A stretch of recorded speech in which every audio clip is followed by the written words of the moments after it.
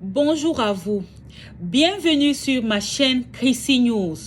Je suis ici pour vous faire parvenir la parole de Dieu à travers son serviteur Chris Dikuma Anna, à travers plein d'autres serviteurs de Dieu. Ici, nous allons plus nous attarder sur l'émission Kanguka. Oui, c'est une émission du pasteur Chris Dikuma Anna. Et Kanguka veut dire quoi? Kanguka veut dire réveillez-vous. C'est la langue parlée au Burundi.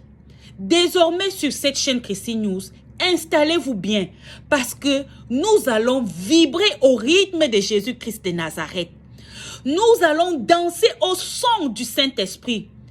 Nous allons vibrer, nous allons nous réjouir avec les chérubins, les séraphins, les principautés, pour ne citer que cela. Installez-vous bien, nous allons bientôt décoller. Je vous salue tous, chers auditeurs de l'émission Kanguka. Mon nom est Chris Dikuma Anna. Aujourd'hui, nous sommes mercredi. Vous allez suivre la première partie avec le serviteur de Dieu, Estras Virangoza, et moi, je vais continuer dans la deuxième partie.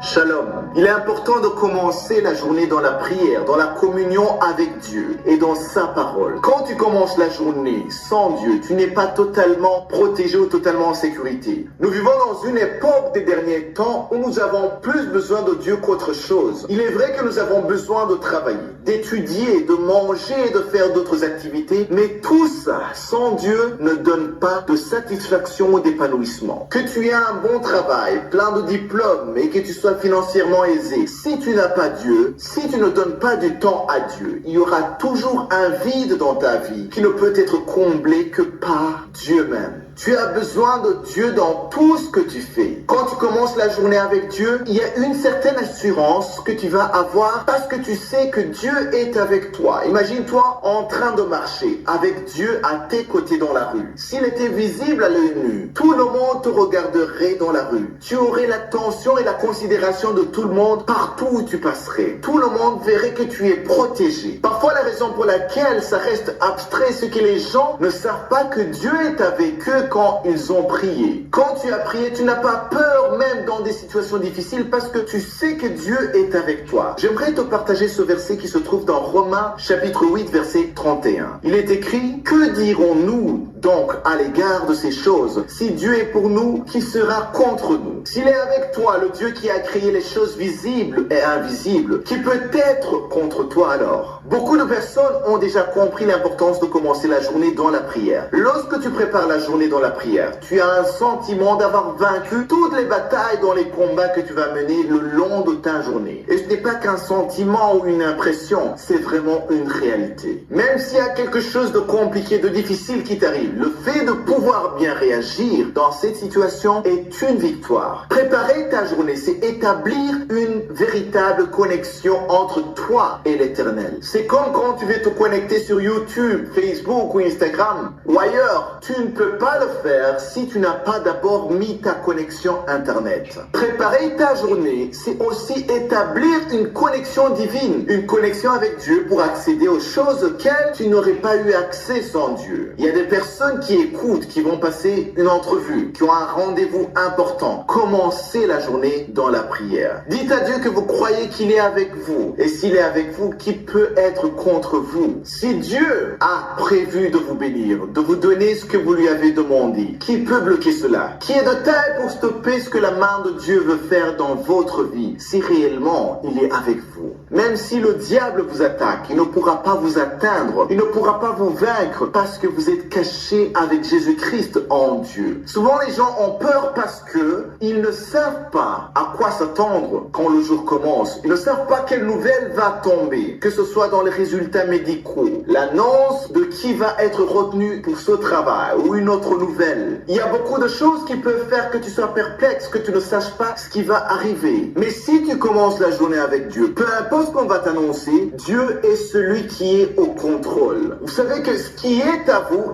vous et personne ne peut vous le prendre. Il y a des anges qui opèrent en votre faveur pour que ce qui est à vous vous revienne. Parfois, on a peur que les résultats vont être truqués, qu'on va choisir quelqu'un, qu'on va favoriser quelqu'un à cause des relations qu'ils ont entre eux. Mais je veux te dire, si cette place t'a été destinée et si Dieu est avec toi, peu importe ce qu'ils vont essayer, la place va te revenir. Ne sors plus alors de chez toi sans avoir prié. Ne sors plus de ta maison sans avoir confié ta journée entre les mains de Dieu. Confie ta femme, ton mari, tes enfants, tes parents entre les mains de Dieu et toute ta journée, tout ce que tu vas faire, confie-le à Dieu. Garde dans tes pensées, garde dans ton cœur que si Dieu est avec toi, personne ne sera contre toi.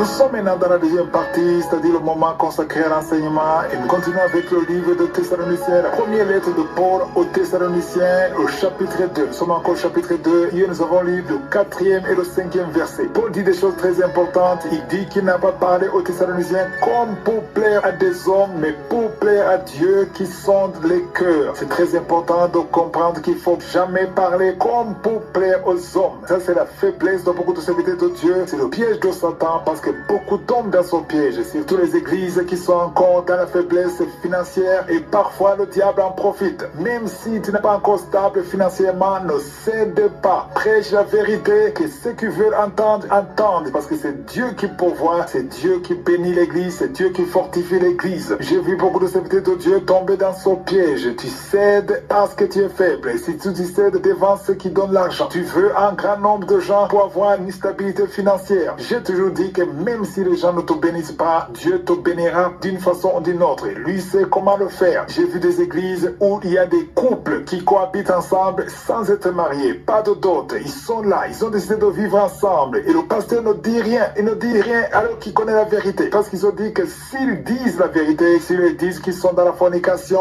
ils vont quitter l'église. Et quand ils quittent l'église, ça va impacter la situation financière de l'église. Voilà pourquoi il faut dire la vérité. C'est pourquoi Paul a dit au verset 5 qu'il n'a jamais eu la cupidité pour mobile. Il y a ceux qui tolèrent le péché à cause de la cupidité. Parce que si tu dénonces le péché, les gens vont t'abandonner. Je connais et j'ai entendu ceux qui ont abandonné d'écouter Kangoka à cause de l'émission de vendredi, parce que je parle du péché, parce que je dénonce ceux qui ne donnent pas gloire à Dieu. Et certains même m'ont écrit. C'était au début. Ils m'ont écrit, d'autres m'ont parlé. Ils m'ont dit, Christ, il ne faut plus parler de ça. Ne parle plus des hommes qui couchent avec les hommes, des femmes qui couchent avec les femmes. Ne parle pas de l'habillement des femmes qui attirent les hommes. Et quand je leur dis que je ne peux pas ne pas en parler, parce que c'est l'Esprit de Dieu qui me pousse à en parler, et je les ai vus abandonner et même désinstaller l'application de Kangoka. Ils disent, je ne veux plus écouter ça, je vais aller là où me dit ce que je veux entendre. Beaucoup de chrétiens abandonnent l'église. Quand tu vois des chrétiens qui quittent l'église, dans une année, ils quittent 2 églises, et l'autre année, ils vont dans une autre église, ils quittent parce qu'ils cherchent là où on dit les choses qu'ils veulent entendre. Voilà pourquoi il faut dire la vérité. Même si les gens ne veulent pas entendre, il faut dire la vérité. Jésus disait la vérité. Jésus a dit dans Matthieu 18, verset 6, il a dit, si quelqu'un scandalisait un de ces petits qui croit en moi, il vaudrait mieux pour lui qu'on suspendit à son cou une meule de moulin et qu'on le jeta au fond de la mer. Ça, ce sont des paroles de Jésus. Si tu dis ça, on dit que tu es radical. Mais c'est Jésus qui disait ça, parce qu'il a dit au verset 7, malheur au monde à cause des scandales. Car il est nécessaire qu'il arrive des scandales, mais malheur à l'homme par qui le scandale arrive. Jésus montrait qu'il ne fallait pas être une pierre d'achoppement. C'est pour ça qu'il y a des filles et des femmes qui m'ont toujours attaqué chaque fois que je disais qu'une fille ou une femme doit s'habiller de façon à ne pas provoquer les hommes qui les regardent. Je dis qu'il y a des vêtements qui attirent, qui provoquent sexuellement des hommes. Et quand je dis ça, je reçois toujours des messages de frustration. On dit non, il ne faut pas parler de ça. Et je dis, quand vous ne voulez pas que je parle de ça, qu'est-ce que vous voulez que je dise? On me dit qu'il faut parler des dons spirituels, de ne pas se lamenter, de prier tous les jours, mais il ne faut pas parler de ça. Et ils me disent que c'est de la vie privée. Et moi, la réponse est toujours la même. Si Jésus en parlait, moi aussi je dois en parler. Parce que Jésus est notre maître et nous sommes ses disciples. Si quelqu'un est dans le péché, il faut dire qu'il est dans le péché. Si quelqu'un est dans des choses qui n'honorent pas Dieu, il faut le dire. Il ne faut pas avoir peur de dire la vérité. Serviteur de Dieu qui m'écoutait, il ne faut pas avoir peur de dire la vérité. Et surtout, il faut avoir de l'amour. Il y a des filles qui me disent, si ces hommes sont attirés sexuellement à cause de ma jupe, c'est leur affaire. Ça les regarde. Moi, j'ai mon Seigneur et ça, c'est leur affaire. Ils n'ont qu'à être remplis du Saint-Esprit. Quand tu dis des choses comme ça